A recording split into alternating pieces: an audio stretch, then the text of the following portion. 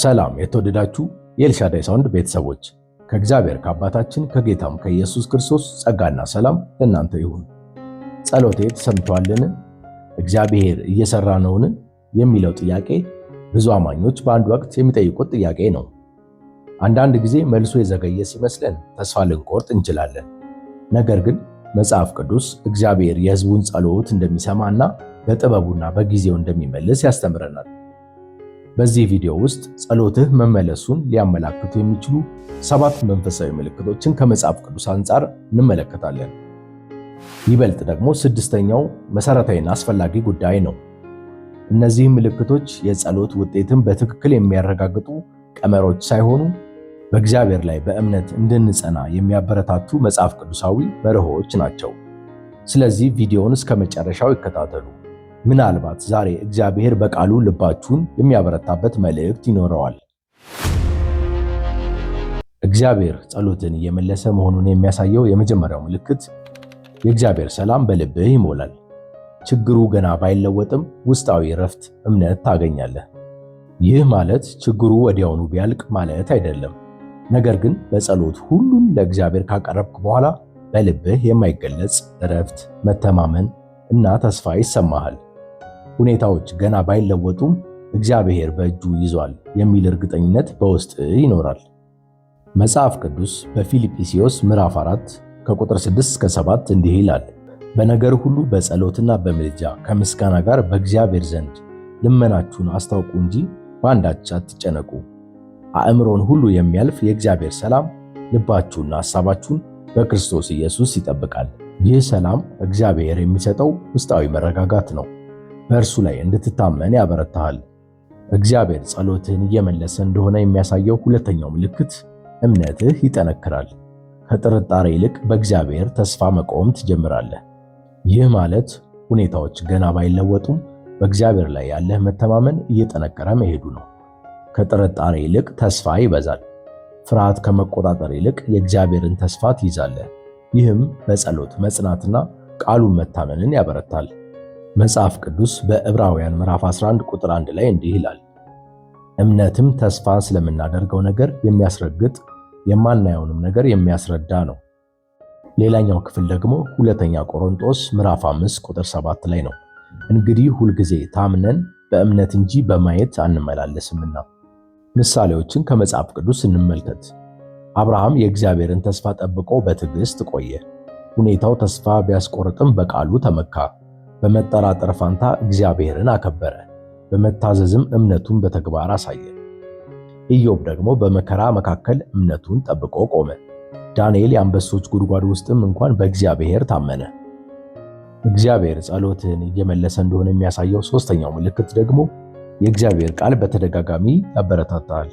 በንባብ፣ በስብከት ወይም በሌሎች አማኞች ተመሳሳይ የማበረታቻ መልእክት ትሰማለህ። እግዚአብሔርን በጸሎት ስትፈልግ አንዳንድ ጊዜ ቃሉ በተለያዩ መንገዶች ልብህን ይነካል። በመጽሐፍ ቅዱስ ንባብ፣ በስብከት ወይም ከሌሎች አማኞች በምትሰማው መልእክት ተመሳሳይ የተስፋና የማበረታቻ ቃል ደጋግሞ ሊገናኝህ ይችላል። ይህ እግዚአብሔር በቃሉ እንዲያጸናህና በእርሱ እንድትታመን እየረዳህ መሆኑን ያሳያል። መጽሐፍ ቅዱስ በኢያሱ ምዕራፍ 1 ቁጥር 8 ላይ እንደዚህ ይላል፣ የዚህ ሕግ መጽሐፍ ከአፍህ አይለይ፣ ነገር ግን የተጻፈበትን ሁሉ ትጠብቅና ታደርግ ዘንድ በቀንም በሌሊትም አስበው፣ የዚያን ጊዜም መንገድ ይቀናልሃል ይከናወንልህማል። ሌላኛውን ክፍል የምናገኘው መዝሙረ ዳዊት ምዕራፍ 119 ቁጥር 105 ላይ ነው። ሕግህ ለእግሬ መብራት ለመንገዴም ብርሃን ነው። እግዚአብሔር ጸሎትን እየመለሰ መሆኑን የሚያሳየው አራተኛው ምልክት ደግሞ እግዚአብሔር በሮችን ይከፍታል። እግዚአብሔር በጊዜው የሚፈቅደው መንገድ ሲከፍት ቀደም ሲል የተዘጉ የነበሩ ዕድሎች መከፈት ይጀምራሉ። ይህ አዲስ አገልግሎት፣ ሥራ፣ ግንኙነት ወይም የእግዚአብሔር ፈቃድ ወደሚፈጸምበት መንገድ ሊሆን ይችላል። ማንም ሰው ሊዘጋው የማይችለውን በር እግዚአብሔር ሲከፍት የእርሱ ፈቃድ ይገለጣል። መጽሐፍ ቅዱስ በዮሐንስ ራዕይ ምዕራፍ 7 ቁጥር 8 ላይ እንዲህ ይላል፣ ሥራህን አውቃለሁ፣ እነሆ በአንተ ፊት የተከፈተን በር ሰጥቼሃለሁ፣ ማንም ሊዘጋው አይችልም። ኃይልህ ምንም ትንሽ ቢሆን ቃሌን ጠብቀሃልና ስሜንም አልካድክምና። አዲስ ዕድል ወይም በር መከፈቱ በራሱ ሁሉ የእግዚአብሔር ፈቃድ ነው ብሎ መደምደም አይገባም። ይልቁንም በጸሎት እግዚአብሔርን ይህ በር ከእርሱ መከፈቱና የእርሱ ፈቃድ መኖሩን መጠየቅ ያስፈልጋል። ምክንያቱም በተመሳሳይ ጊዜ ከእግዚአብሔር ያልሆኑ በሮች ሊከፈቱ ይችላሉ። ስለዚህ ይህንን የእግዚአብሔር ፈቃድ መሆኑን መጠየቅ ያስፈልጋል። ከመጽሐፍ ቅዱስ ታሪክ ውስጥ የምናገኛቸው ምሳሌ እስቲ እንመልከት። በመጽሐፍ ቅዱስ ታሪክ ውስጥ ዘፍጥረት ምዕራፍ 37 እስከ ምዕራፍ 41 ያለው ታሪክ ዮሴፍ ነው። ዮሴፍ ከባርነትና ከእስር ቤት ወደ ግብፅ ጠቅላይ ገዥነት እግዚአብሔር አወጣው። ሰዎች የዘጉበትን በር እግዚአብሔር ከፈተለት። መጽሐፈ አስቴር ምዕራፍ 4 እስከ ምዕራፍ 8 ያለው ደግሞ የአስቴር ታሪክ ነው። አስቴር ከተራ ልጅ ወደ ንግሥትነት ከፍ አደረጋት። በእርሷ አማካኝነት የእስራኤልም ሕዝብ ዳነ። ዳንኤል ምዕራፍ 6 የምናገኘው ደግሞ የዳንኤል ታሪክ ነው። ዳንኤል ከአንበሳ ጉድጓድ በሕይወት አወጣው። ከዚያም ክብርና ስልጣን ሰጠው። እግዚአብሔር ጸሎትን እየመለሰ መሆኑን የሚያሳየው አምስተኛው ምልክት ደግሞ ባህሪህ ይለወጣል። እግዚአብሔር በሕይወትህ ሲሰራ መጀመሪያ የሚለውጠው ልብህንና ባህሪህን ነው። ከዚህ በፊት በቀላሉ የምትቆጣበት ነገር ላይ ትዕግስትን ታሳያለህ። ይቅርታ ለማድረግ ሰዎችን ለመውደድና ለእግዚአብሔር ለመታዘዝ የበለጠ ፍላጎት ይኖራል። ከመጽሐፍ ቅዱስ ክፍል ወደ ገላትያ ሰዎች ምዕራፍ 5 ከቁጥር 22 እስከ 23 እንዲህ ይላል። የመንፈስ ፍሬ ግን ፍቅር፣ ደስታ፣ ሰላም፣ ትዕግስት፣ ቸርነት፣ በጎነት፣ እምነት፣ የዋህነት፣ ራስን መግዛት ነው። እንደዚህ ያሉትን የሚከለክል ሕግ የለም። ከመጽሐፍ ቅዱስ ክፍል የምናገኘው ኤፌሶን ምዕራፍ 4 ከ23 እስከ 24 ያለውን ክፍል ነው። በአእምሯችሁ መንፈስ ታደሱ፣ ለእውነትም በሚሆኑ ጽድቅና ቅድስና እንደ እግዚአብሔር ምሳሌ የተፈጠረውን አዲሱን ልብስ ልበሱ። የባህሪ ለውጥ የመንፈስ ቅዱስ ሥራ ፍሬ ነው። እድገቱ ቀስ በቀስ ሊሆን ይችላል እና ይህን እድገት እግዚአብሔር በሕይወት እየሰራ መሆኑን ያሳያል። እግዚአብሔር ጸሎትን እየመለሰ መሆኑን የሚያሳየው ስድስተኛው ምልክት ደግሞ ፈተና ቢመጣም አትተውም። ጸሎት ካደረግክ በኋላ ፈተናዎች ሊቀጥሉ ይችላሉ። ነገር ግን ልብህ እግዚአብሔርን ከታመነ አይቆምም። ከችግሩ ይልቅ በእግዚአብሔር ተስፋ ላይ ትቆማለህ። በጸሎትህም መጽናትህን ትቀጥላለህ። ከመጽሐፍ ቅዱስ ክፍል ታሪክ የምናገኘው ያዕቆብ ምዕራፍ 1 ከቁጥር 2 እስከ 3 ነው። እንዲህ ይላል፣ ወንድሞቼ ሆይ የእምነታችሁ መፈተን ትዕግስትን እንዲያደርግላችሁ አውቃለሁ። ልዩ ልዩ ፈተና ሲደርስባችሁ እንደ ሙሉ ደስታ ቁጠሩት።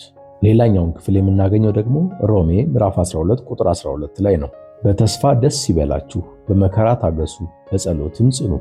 ፈተና መኖሩ እግዚአብሔር እንደተወህ አያሳይም። ክርስቲያኖች ብዙ ጊዜ በፈተና መካከል እንኳን በእምነት እንዲጸኑ ተጠርተዋል። እግዚአብሔር በጊዜው እንደ ፈቃዱ ይሰራል። ስለዚህ ተስፋ ሳትቆርጥ በእርሱ ላይ መታመንህን ቀጥል። ከመጽሐፍ ቅዱስ ታሪክ ውስጥ ምሳሌን ውሰድ። መጽሐፈ ኢዮብ ላይ የምናገኘው የኢዮብ ታሪክ ነው። ኢዮብ ሀብቱን፣ ልጆቹንና ጤናውን አጣ። ነገር ግን እግዚአብሔርን አልካደም። በመጨረሻም እግዚአብሔር ከቀድሞ በላይ ባረከው። ታማኝነት በመጨረሻ በረከትን ያመጣል። ሌላኛውን ታሪክ የምናገኘው ዳንኤል ምዕራፍ 3 ላይ ነው። ሲድራቅ፣ ሚሳቅና አብድናጎ እግዚአብሔርን ስላልካዱ ወደ እሳት እቶን ተጣሉ። እግዚአብሔር ግን በእሳቱ መካከል ከነርሱ ጋር ነበረ፣ እሳቱም አልጎዳቸውም። እግዚአብሔር ጸሎትን እየመለሰ መሆኑን የሚያሳየው ሰባተኛውና የመጨረሻው ምልክት ደግሞ ምስጋናህ ይበዛል። እግዚአብሔርን በጸሎት ከፈለክ በኋላ መልሱን ገና ባታይም እንኳን ልብህ በምስጋና ይሞላል። እግዚአብሔር ታማኝ መሆኑን በማመን ታመሰግነዋለህ። ምስጋናህም በሁኔታዎች ላይ ሳይሆን በእግዚአብሔር ባህሪ ላይ ይመሰረታል። በአንደኛ ተሰሎንቄ ምዕራፍ 5 ከቁጥር 17 እስከ 18 እንዲህ ይላል፣ ሳታቋርጡ ጸልዩ፣ በሁሉ አመስግኑ፣ ይህ የእግዚአብሔር ፈቃድ በክርስቶስ ኢየሱስ ወደ እናንተ ነውና። መዝሙረ ዳዊት 100 ቁጥር 4 ወደ ደጆቹ በመገዛት ወደ አደባባዮቹም በምስጋና ግቡ፣ አመስግኑት፣ ስሙንም ባርኩ። ምስጋና የእምነት መገለጫ ነው። እግዚአብሔርን ለማመስገን መልሱን እስክታይ መጠበቅ አያስፈልግህም። ነገር ግን ምስጋና በራሱ ጸሎቱ በተወሰነ መንገድ እንደሚመለስ የሚያረጋግጥ ምልክት አይደለም። ይልቁንም በእግዚአብሔር ታማኝነት ላይ የተመሰረተ ልባዊ ምላሽ ነው። ውድ ወንድሞችና እህቶች፣ ዛሬ ጸሎትህ መመለሱን ሊያመላክቱ የሚችሉ 7 መንፈሳዊ ምልክቶች ተመልክተናል። እነዚህ ምልክቶች እግዚአብሔር በሕይወታችን እየሰራ መሆኑን ሊያበረታቱን ይችላሉ። ነገር ግን መልሱ መቼና እንዴት እንደሚመጣ የሚወስነው እግዚአብሔር በጥበቡና በፈቃዱ መሰረት ነው። ስለዚህ ተስፋ አትቁረጡ። በጸሎት ጽኑ፣ በቃሉ ቆዩ፣ በእምነትም ተመላለሱ። እግዚአብሔር የገባውን ቃል ታማኝ ስለሆነ በጊዜው ይፈጽማል። ዕብራውያን 10:23 የተስፋን ቃል የሰጠው የታመነ ነውና እንዳይነቃነቅ የተስፋችን ምስክርነት እንጠብቅ። ይህ ትምህርት ከባረካችሁ ቪዲዮውን ላይክ በማድረግ ለሌሎችም ያጋሩት። በቻናሉ ላይ አዲስ መንፈሳዊ ትምህርቶችን እንዳያመልጣችሁ ሰብስክራይብ በማድረግ የደውል ምልክቱን ይጫኑ። እግዚአብሔር ይባርካችሁ። ሰላሙም ሁልጊዜ ከእናንተ ጋር ይሁን። አሜን።